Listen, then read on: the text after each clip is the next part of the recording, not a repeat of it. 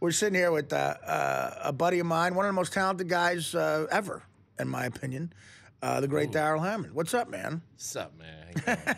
How you doing, man? How you feel, man? It's you know, I read your book, and I'm glad to see you doing well, man. Yeah. Yeah, I really am. I mean, what an amazing read that is. Cost a lot of dough, but I'm doing all right.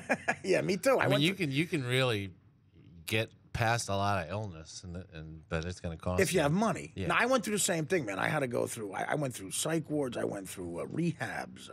I got no money. I mean, I got enough money for like cabs and diners. You know, I mean, I pay my maintenance. You on got my some apartment, extra money, right? but it costs a lot of money. Oh, forget about to it. get up in this head. Now, where did you go? I went to well, a lot of places, but the place I think that made the difference was when I was locked up for 3 months. Right. It was in upstate New York, in Westchester County, and it looks like a castle. I think it's the Haven or the Retreat or something. But they had like a genius doctor there, and he had. That's what you need.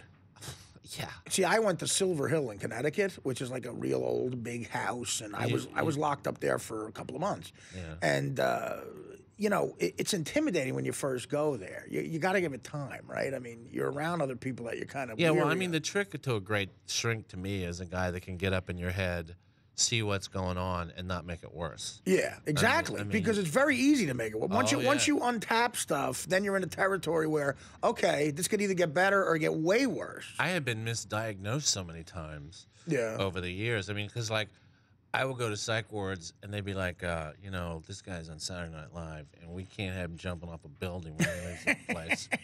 So we're going to have to treat him for a lot of stuff, you know. Yeah. We don't want to get in, you know what I mean? It's like well, being in the public eye a little bit, yeah. I went through that myself, I mean, like when I was on SNL, I was on bizarre drugs that I didn't need because they were, I mean, I was. But legal drugs you're talking about, right? Yeah. Like the shrinks were like, I don't know what's wrong with him, but I can't have him jumping off a building. And they go, well, he was at X, you know, he was exactly because they're going to get bad publicity. He was at Lutheran Hospital or whatever hospital last night. So they'll give you stuff literally to just numb you, so you won't do anything wrong before Walking Dead. There's an episode of I did a particular crime drama. Right. I don't want to mention it, but I was dead. Yeah. I was dead. I was on like antipsychotic. They're like, maybe psychotic. Right. Yeah, they gave me that too. They gave me lithium, which was horrible. Lithium. They gave me lithium too. Yeah, they gave me lithium. Turn me into a robot. I mean, Lamictal is like being you're made of foam. You don't exist. I mean, you know what I'm saying? I took Lamictal too. I know exactly what you're saying. And so you go to group therapy, and they would put you on this stuff, and you go to group therapy, and you're supposed to share. I mean, you're a zombie. My last ambulance ride, I ended up in this castle upstate New York, where there are 14 psychiatric wards for 14 separate psychiatric disorders. Oh my God! And this little man, who cracked the code, right? This genius, walks in the room with a clipboard, and he's looking at it. And he's going, "You are psychotic. You are a manic depressive. You're bipolar, unipolar. Let's face it. You are a nut." I went, you know, I guess I kind of am that. And he goes, you know, I'm joking because you're none of these things. Oh, really? Yeah, well, he had already had me for his people had interviewed me for a full 2 weeks. Oh, God. And so he had data and... he had everything. Yeah. He had everything ever written on me. And he came in and went, you're a trauma patient, dude. Right.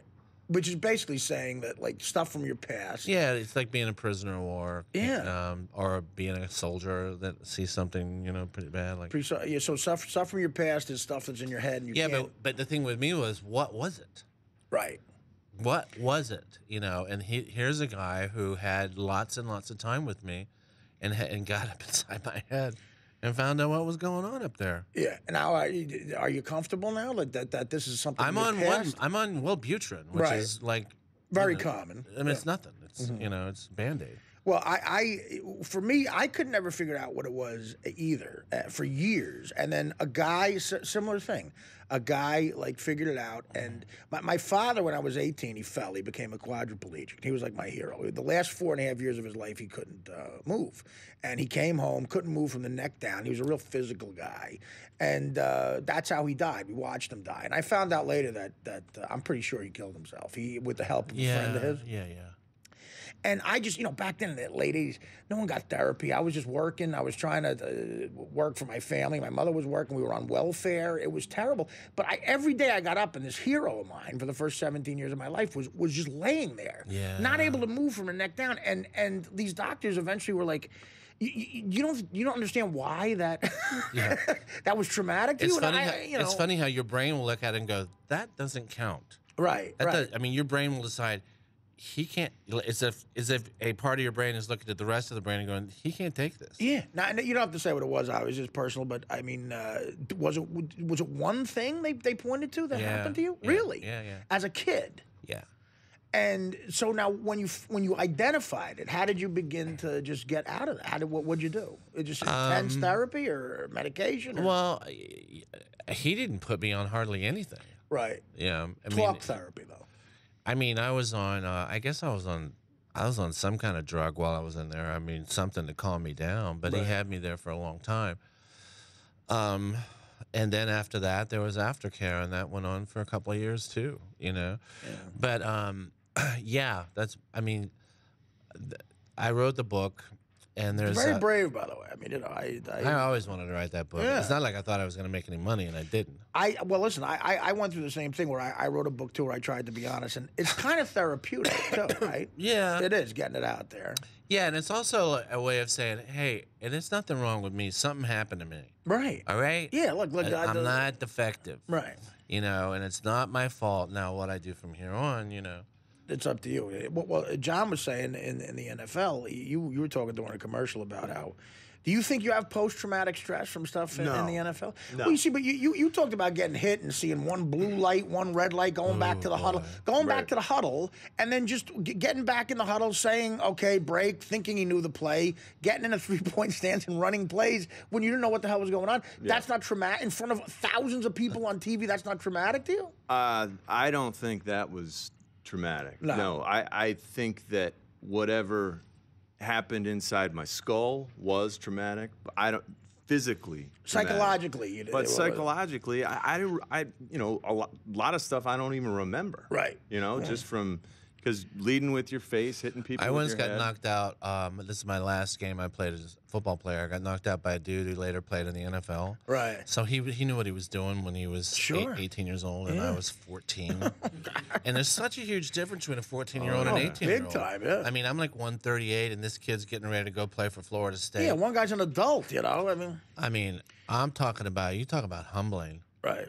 Well, now, did you become? Now you were on Saturday Night Live. It's a record, I think. You were on for 14 years, right? Yeah. So now, were you so good at what you did for a living that you could actually, you got through days of work it was like instinct, right? I mean, pretty much. I mean, I was on all those drugs, Right. Yeah, I mean, I did a play one time and had to go off the drugs in order to do the play because couldn't do it. But something about doing impressions was just like a little trick. It just came, well, for you, it's a natural thing. Yeah.